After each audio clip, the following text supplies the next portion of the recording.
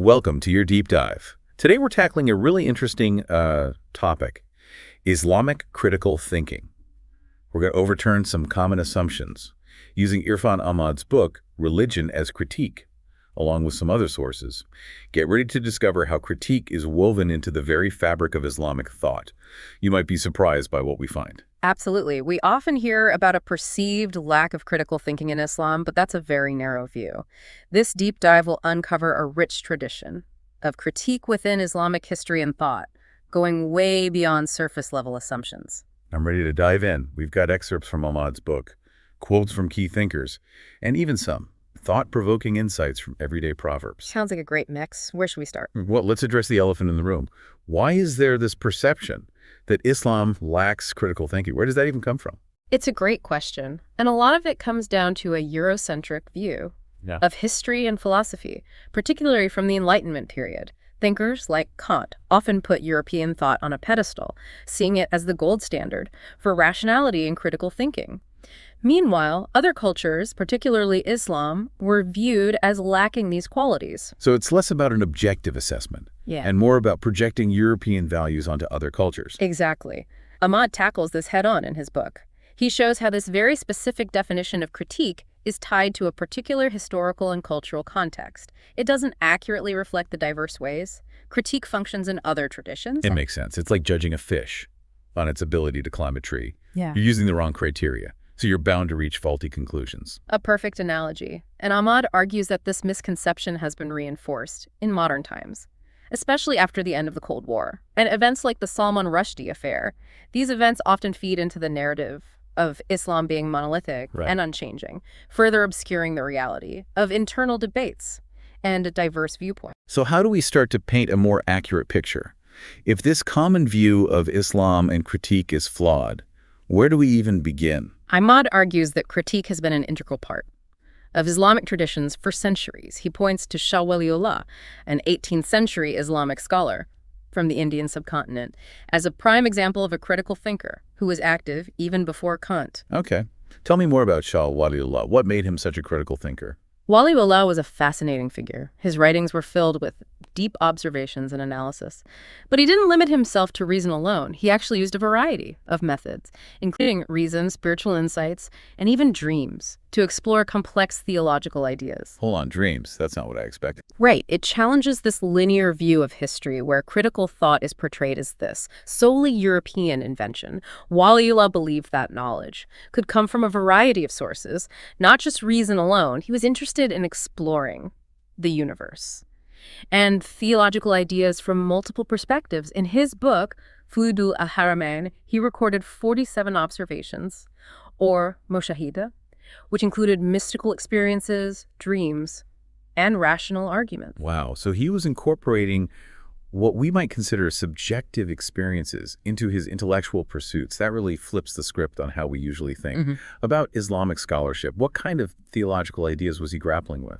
He tackled some really complex concepts, including wadat al-wajud, which is the idea that God's existence permeates the entire universe. Waliullah didn't shy away from critiquing those who claim to have a monopoly on understanding these intricate ideas. He argued that some people simply lacked the intellectual capacity to grasp such concepts, while others who did understand chose to remain silent, perhaps out of fear, or a desire to maintain their authority. So we're seeing a critical spirit, not just in his methods, but also in how he engaged with other scholars. Their interpretations. It's clear that critique wasn't something that just appeared out of nowhere in Islamic thought. It has deep roots. Exactly. And Waliullah is just one example. To see how this tradition of critique continued into more modern times, we need to look at the work of another influential figure, Abul al-Maududi, a prominent 20th century Islamic thinker. Ahmad focuses on Maududi's writings and the critiques they generated, providing a really compelling case study in the evolution and debate that characterize Islamic thought. So even within Islam, there's this constant push and pull, this dynamic of internal critique and debate. It's not this monolithic system with everyone blindly accepting one interpretation. Not at all. That's a key takeaway. From Ahmad's work, there are multiple interpretations and perspectives within Islam. And those differences have always been debated and discussed. In fact, Maududi himself was a big advocate for ijtihad, that's independent reasoning, and critical engagement with Islamic texts and principles, he urged Muslims to think for themselves, not just blindly follow tradition. Wait, so Maududi was encouraging critical thinking, but his own ideas were also subject to critique. That sounds like a fascinating tension. You've hit the nail on the head. That tension is what makes studying Islamic thought so interesting. Maududi's own views evolved over time, and many within the Islamic community challenged his interpretations, especially when it came to his political ideas and his stance on the role of women in society. He was a complex and controversial figure, which is probably why Ahmad chose to focus on him. That makes sense. It sounds like exploring the critiques of Maududi's work will give us some real insights Into the dynamism of Islamic critical thinking. So let's dig into those critiques. What are some of the key areas where Maududi's thinking was challenged? I'm especially curious about the pushback against his views on women's roles. That's where things get really interesting. Let's start there. Maududi had very traditional views about women and their role in society. He actually advocated for their confinement to the home, but many within the Islamic community, both men and women, strongly disagreed with these ideas. So what were some of the arguments they used to challenge Maududi's views? What were the counterpoints to his interpretation? A key figure in this debate was Akram Zurti. He was initially influenced by Maududi, but later became a critic, arguing that Maududi's stance contradicted the Quran's emphasis on justice and equality. Other thinkers joined him, pointing to the rich history of women scholars in Islam to demonstrate that women have always been active participants in intellectual and religious life. That's a powerful argument. It's not just about abstract principles, but about lived experiences and historical evidence. Were there any specific historical figures that these critics referenced to support their claims? Absolutely. They often cited the work of Muhammad Akram Nadwi, an Islamic scholar, who compiled a massive 40-volume biographical dictionary of women scholars of hadith. This work, titled Al-Muhadithat, showcases the contributions of countless women to Islamic scholarship throughout history. Wow, 40 volumes. That's some serious dedication to scholarship. What a powerful way to challenge the notion that women have been excluded from intellectual life within Islam. It really is. Nadwi's work directly counters that narrative by showing that women have always been teachers, students, and scholars of Islamic knowledge. And this wasn't just happening in isolation. These women were part of vibrant intellectual networks, engaging in debate, and contributing to the evolution of Islamic thought. This whole discussion about Maududi and his critics highlights something really important. It shows that debates about the interpretation and practice of Islam aren't just about abstract theological concepts, but about how those concepts are applied to real-world issues like gender roles and social justice. You're spot on. And what's even more fascinating is that these debates aren't confined to academic circles. Ahmad shows how this spirit of critique is woven into everyday life, popping up in unexpected places like Proverbs. Proverbs. Now, that's not something I would have thought of as a form of critique. I usually think of Proverbs as these folksy sayings, not sharp tools for social commentary. But that's precisely what makes them so insightful. Proverbs often offer commentary on social norms, human behavior, and even power dynamics. Ahmad uses them to illustrate how critical thinking is embedded in the popular culture of Islamic societies. It's like this undercurrent of questioning and observation that runs through daily life. Okay, you've got to give me an example. What kind of proverb are we talking about? I'm really curious to see how this works in practice. Well, there's a popular proverb in Pakistan where there is halva, there is a malvi. Hold on. A halva-loving Malvi. Break that down for me. Halva is a sweet, right? And a Malvi is a religious scholar. What's the deeper meaning behind that sentence? You got it. It's a playful jab at religious figures who are perceived as being more interested in material benefits than spiritual matters. It's a subtle critique of hypocrisy, reminding people to look beyond outward appearances. So it's like saying, follow the money, but with a distinctly religious twist. It's amazing how much insight you can pack into a simple proverb. Exactly. And this halva-loving Malvi is just one example. Ahmad highlights many other proverbs that reflect this critical engagement with religious figures and social norms. They provide a window into the everyday lives and thoughts of people within Islamic cultures, showing how they observe, question, and even poke fun at those in authority. It's clear that these proverbs are more than just quaint sayings. They're expressions of a critical mindset that permeates Islamic societies.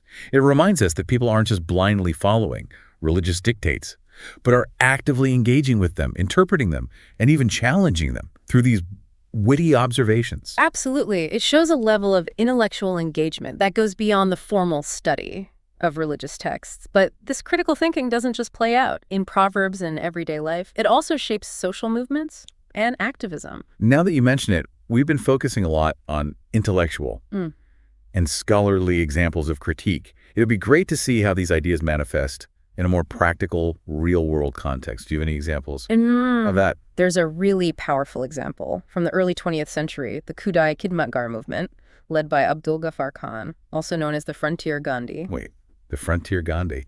That's fascinating. Tell me more about this movement. Who were they, and what were they fighting for? This movement was all about nonviolent resistance against British colonial rule in the northwest frontier province of what is now Pakistan. Its members were primarily Pashtuns, a group often stereotyped as a warrior culture. Okay, I see where this is going. How does this connect to the idea of Islamic critique that we've been discussing? Ghaffar Khan was deeply critical of the common perception of Pashtuns as solely defined by warrior traditions and violence. He argued that true Islam promoted peace, justice, and service to humanity. He saw nonviolent resistance as a powerful expression of Islamic principles. So he was using Islamic teachings as a lens through which to challenge cultural stereotypes and advocate for a different path, one rooted in peace and justice. Exactly. He was reinterpreting Islamic principles to call for social reform and nonviolent resistance. He was challenging both the British colonial powers and those within his own community who perpetuated violence and injustice. It was a powerful act of critique on multiple fronts. That's incredible. To challenge not just an external power, but also internal norms within your own community takes immense courage and conviction. And this movement had a huge impact. The Khudai Khidmatgars, who wore red shirts to symbolize the blood they were willing to sacrifice non-violently, faced imprisonment, beatings, and even massacres by the British. Despite this, they remained committed to their principles. Their story is a powerful testament to the power of critique and conviction. It shows that Islamic critical thinking isn't just about intellectual debate or clever proverbs. It's about putting those ideas into action. Even in the face of immense adversity, it's about striving for a better world, drawing inspiration from the core values of Islam. You've summarized it perfectly. The Khudai Khidmatgar movement stands as a powerful counter-narrative to the simplistic association of Islam with violence or extremism. It showcases how Islamic teachings can inspire peaceful resistance and social transformation. So we've seen how critique manifests in historical scholarship, intellectual debates, everyday proverbs, and even social movements. It's clearly woven into the very fabric of Islamic thought and practice. You're absolutely right. And all of these examples highlight a really important point. It's crucial to move beyond simplistic narratives and engage with the diversity and complexity of Islamic thought. There's a rich tapestry of perspectives and interpretations within Islam, and that's something to be celebrated, not feared. It's definitely been an eye-opening journey so far. It's clear that the story of Islam and critique is far more nuanced than what we often hear. But before we wrap up, I have one more question. We've seen how critique plays out in various spheres of Islamic thought and practice. But is there a way to connect all of this back to how we understand knowledge itself? That's a brilliant question, and it takes us right into the heart of epistemology, the study of how we know what we know. Ahmad actually touches on this in the epilogue of his book, highlighting the work of Abdul Karim Soroush, an Iranian philosopher. Okay, I'm intrigued. Tell me more about Soroush's ideas. How do they relate to this whole discussion about critique in Islam? Soroush draws a crucial distinction between religion and knowledge of religion. He argues that, while religion itself might be considered sacred and unchanging, our understanding of it is constantly evolving. So our knowledge of religion is influenced by the world around us, by our culture, our experiences, even by advancements in science and philosophy. Exactly. Soroush contends that religious knowledge is a product of human understanding. And as human understanding changes over time, so too does our interpretation of religious teachings. What might have seemed like a clear-cut rule in one era could be reinterpreted or even challenged in another. That makes a lot of sense. It's like the text itself might stay the same, but the lens through which we view it is constantly shifting. That's a great analogy. To illustrate this point, Ahmad discusses the evolution of Islamic views on photography. He points out that in the past, many Islamic scholars considered taking and displaying photographs of living beings to be forbidden or haram. Really? Why was that, it seems? So commonplace today. There were various theological reasons for this prohibition. Some scholars argue that creating images of living beings was akin to playing God, encroaching on a divine power. Others believed that it could lead to idolatry or the veneration of something other than God. But today, photos are everywhere in Muslim societies, just like in the rest of the world. What prompted this shift? That's the point Ahmad is making. This change in perspective is a prime example of how evolving social norms and practical considerations can influence religious interpretations. It's not just about theoretical debates happening in ivory towers. It's about how people actually live and interact with the world around them. As photography became more widespread and integrated into everyday life, those practical realities started to challenge the earlier interpretations. That's fascinating. It shows how Islamic thought isn't static, it's dynamic and responsive to the changing world. This evolution in how photography is viewed is a great example of how theory and practice intersect. It's not just about what's written in the texts, but about how those texts are understood and applied in real-life contexts. Precisely. And this highlights the adaptability of Islamic thought. It's a tradition that's constantly evolving, engaging with new ideas, and finding ways to remain relevant in a changing world. This deep dive has really broadened my understanding of Islamic critical thinking. It's been eye-opening to see how this spirit of inquiry and questioning runs through so many different aspects of Islamic history and thought. I'm glad to hear that. It's so important to move beyond those oversimplified narratives and appreciate the depth and dynamism of this intellectual tradition. Absolutely. So next time someone tries to tell me that Islam lacks critical thinking, I'll be ready to set them straight. Keep that critical thinking going, no matter what topic you're exploring. Thanks for joining us on this deep dive. Until next time, keep those minds curious.